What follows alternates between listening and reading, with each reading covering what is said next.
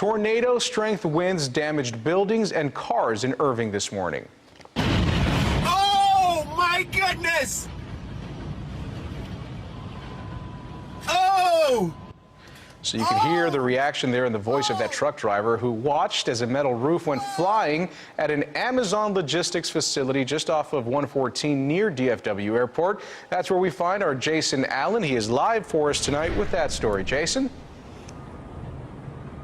And Ken, that Amazon facility is closed tonight. That's the roof still out there in the parking lot. Across the street, the FAA lost a radio tower in a burst of wind that witnesses told us caught them off guard.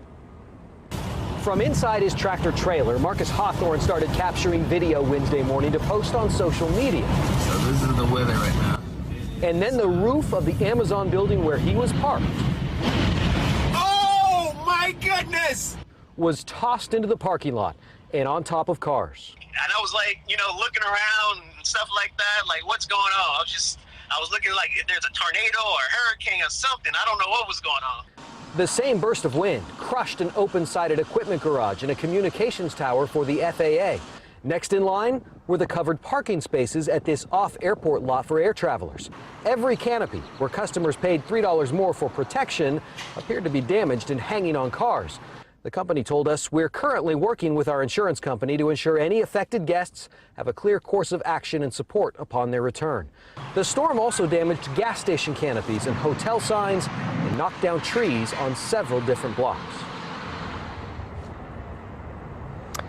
FAA described the damage to their facilities as minor and said the backup systems were working as designed to handle their radio communications.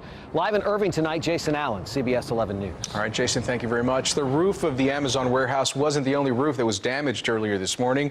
Have a look at this. Chopper 11 was over Tanner Street in South Dallas, just off of Malcolm X Boulevard, where an uprooted tree landed on two homes there. Dallas Fire Rescue telling us 2 people were in the house that had the most damage that you can see there, but they were not hurt, thankfully, and they were able to get out.